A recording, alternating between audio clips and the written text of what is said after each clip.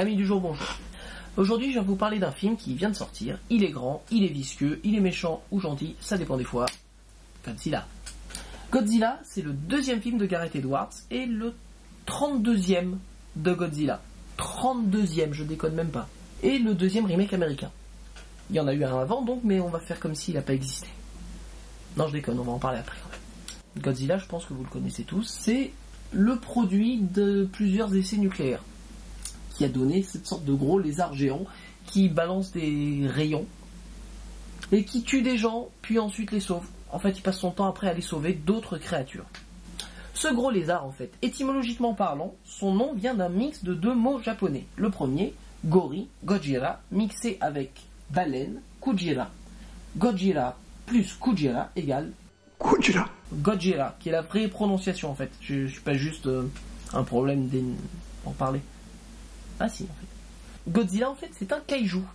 Le kaiju, en fait, dans l'imaginaire japonais, ce sont les créatures mystérieuses. Ce sont des forces de la nature, pas nécessairement maléfiques, face auxquelles l'homme ne peut rien. Je viens de vous dire exactement ce qui est marqué derrière moi, en fait. Mais c'était juste pour vous faire gagner du temps. Mais après, si vous voulez continuer de le lire, je vous en prie. C'est bon ? Non, parce que c'est sur Wikipédia, j'ai juste un copier-coller. Ok ? Les kaiju, vous avez pu en voir récemment dans le film Pacific Rim de Guillermo del Toro, où il y avait des gros kaiju qui fightaient des gros robots. Là, c'est un gros kaiju. Là aussi, là, il y en a un là. Et là, il y a Goldorak. Non, mais c'était sympa, c'est bien. J'aime bien Guillermo del Toro, mais là, bon. Enfin bref. Alors, le tout premier Godzilla sort en 1955. Et c'est le premier, en fait, le premier et le dernier à avoir un succès critique. Les critiques sont unanimes, c'est génial, nanana, ce qui arrivera évidemment plus jamais.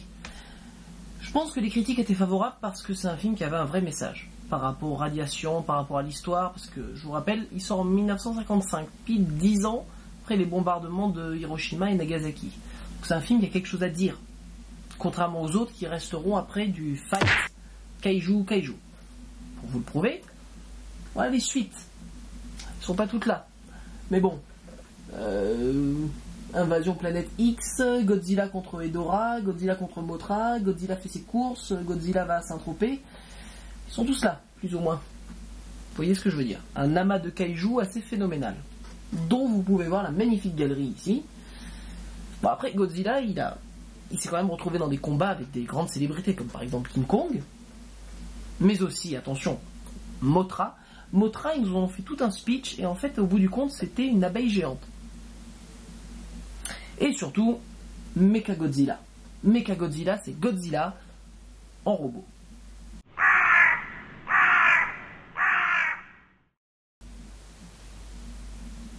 Bref.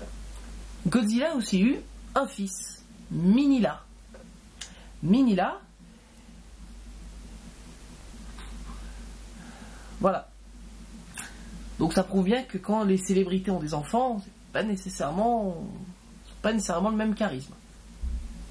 Je vous invite d'ailleurs à regarder ce petit moment de complicité que j'ai pu capter d'eux. Minilla, le Godzilla pas encore adulte, doit d'abord travailler son souffle. Son père lui montre comment l'utiliser. Bien, hein ? Émouvant. Ouais, je sais. Comme Robert De Niro, Al Pacino, Christopher Walken et j'en passe, Godzilla a son étoile sur le Walk of Fame à Hollywood. Ouais. Et il est venu en personne. Voilà. Ouais. Vous apprendrez aussi que Godzilla a fait une apparition remarquée dans le monde des comics en allant affronter les 4 Fantastiques. J'ai pas d'informations complémentaires à vous donner. Et c'est en 1998 que sort Godzilla version Roland Emmerich. Roland Emmerich, il sortait du succès monstrueux de Independence Day. Donc il se sent plus pété à ce stade. Et il sort ce Godzilla. Alors il faut quand même se rappeler au niveau de la prétention qu'ils avaient à ce moment-là de faire un succès. Parce qu'ils avaient déjà prévu 2 suites à la sortie de celui-là. Hein. Évidemment ils les ont pas faites parce que le film a fait un bide.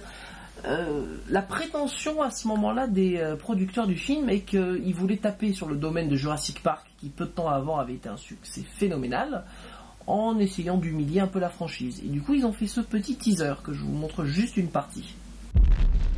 This creature was believed to be one of the largest predators who ever lived on our planet.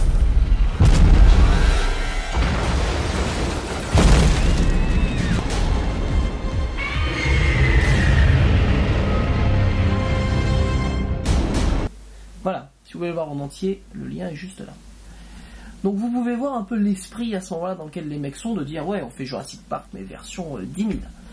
Donc ça a fait un énorme bid pour des raisons diverses et variées, que bon, il y a des mini Godzilla, ils voulaient pas faire du Jurassic Park, mais au bout du compte, ils ont fait exactement du Jurassic Park. Avec l'histoire des bébés Godzilla, que c'est exactement la même scène avec les Vélociraptors. Bon, il y a plein d'autres raisons au fait que le film n'ait pas marché, mais j'ai pas beaucoup qui me viennent...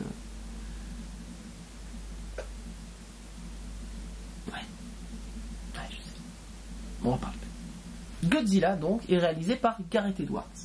Gareth Edwards, c'est un réalisateur de films indépendants. Son premier film, c'était Monsters. Alors, Monsters, c'est, malgré l'affiche, malgré le titre, un film intimiste. C'est l'histoire de ces deux personnes qui se retrouvent à devoir traverser toute une zone de quarantaine aux États-Unis infestée de monstres. Et en fait, c'est juste leur parcours à travers cette zone et leurs relations particulières. Et donc c'est quelque chose de, encore une fois, assez intimiste, mais filmé de manière intelligente. Et l'idée, c'est vraiment pas les monstres et ce qui s'ensuit, c'est vraiment ce couple et l'environnement néfaste qui est autour d'eux. Alors ce qu'il faut savoir, c'est que Gareth Edwards était sur le film metteur en scène, cadreur, scénariste. Il a géré certains des effets spéciaux, il a fait le design de certaines créatures. C'est sûr qu'à partir de là, si vous cherchez un mec pour réaliser Godzilla, vous appelez le mec qui a fait Monsters. Alors dans le film, il y a Aaron Taylor Johnson, ce grand gaillard qui joue à un marine américain. Ça alors.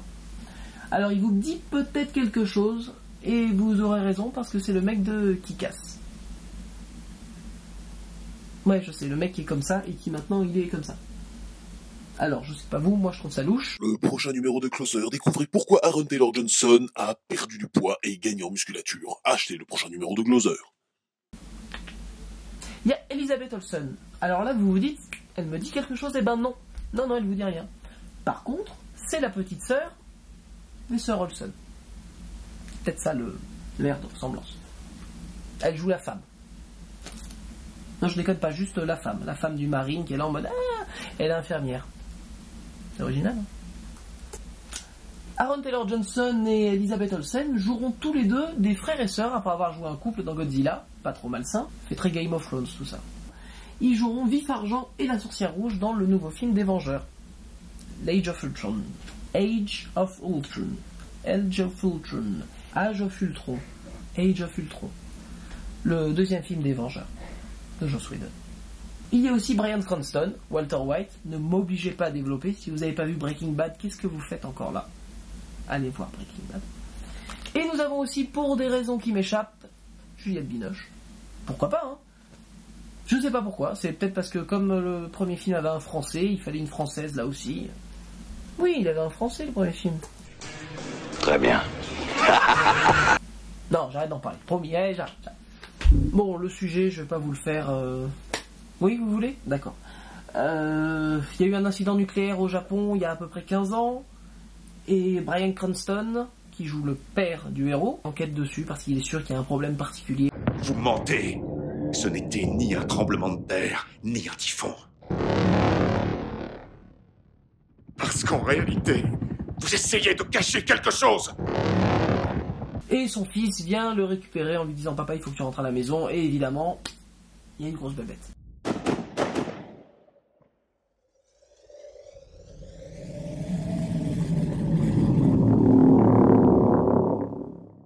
Voilà, vous attendiez pas? Je sais. Que dire sur ce film? Eh bien, écoutez, le point numéro 1, il est très bien mis en scène. Je m'explique. Contrairement à, par exemple, Zack Snyder, avec Man of Steel, le dernier Superman, qui montrait des scènes d'action phénoménales, peut-être même trop, mais ce n'est que mon avis, et qui était filmé de tous les points de vue, et ça pétait de partout, et compagnie. Godzilla, celui-là, est filmé à hauteur d'homme. Pas tout le temps, mais en grande partie. C'est-à-dire que quand la créature les créatures apparaissent, la mise en scène ne nous le met pas en plein, directement. D'abord, on commence par voir certains détails qui nous tournent autour. Donc je trouve ça intéressant dans ce genre de film catastrophe, de science-fiction comme vous voulez, que on soit amené progressivement dans l'ambiance, que ça nous mette plus dans l'ambiance du passant plutôt que dans le Dieu omniprésent qui voit tout ce qui se passe au niveau des scènes.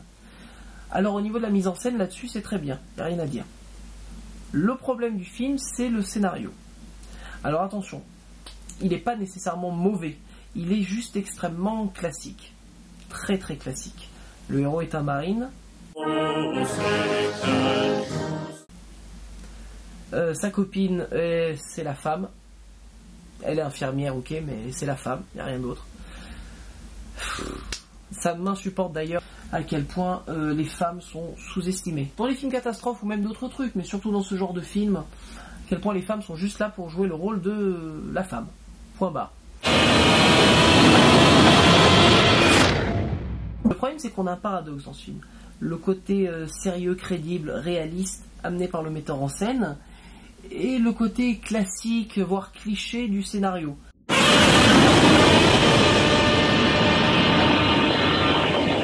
Bon, après, les acteurs sont bons, les décors très bien, les effets spéciaux, rien à redire. Surtout quand ils sont présentés avec ce genre de mise en scène où du coup ça les rend nettement plus crédibles que quand on voit un monstre directement, boum, dans nos gueules. Au bout du compte, il est là le problème. On a le côté avec un film qui se veut extrêmement réaliste, et le côté combat de monstres qui est quand même difficile à appréhender dans une vision réaliste des choses. Le film reposant sur un paradoxe, ça m'a posé énormément de problèmes pour lui donner une note, puisque je vous rappelle que je donne des notes sur 5 au film. Donc je me suis pas trop mouillé, je vous l'avoue. La moyenne, 2,5, parce que c'est un bon film. Visuellement au cinéma, c'est super sympa. Après, le problème, c'est qu'au niveau de son fonctionnement, il n'apporte absolument rien. La construction est tout à fait basique. Et il y a du combat de monstres, donc après, ça dépend un petit peu si vous appréciez ça ou pas. Moi, je connaissais un peu Godzilla, donc ça me faisait marrer. Je rigolais pendant les scènes.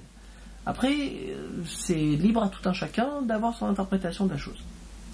J'ai bien aimé, j'ai trouvé ça sympa, mais j'étais quand même un peu déçu, un peu frustré même. Donc je me demande s'il n'aurait pas fallu en fait garder son côté réaliste et rester juste avec Godzilla. Mais en même temps, quelque part, vous allez me dire, et vous aurez raison, Godzilla, c'est censé être notre protecteur. Depuis probablement le film 2 de Godzilla. Le film rend hommage quelque part à la vraie nature de Godzilla, c'est le roi des monstres, King of Monsters, et c'est notre protecteur à tous. Dans cette idée-là, c'est bien fait.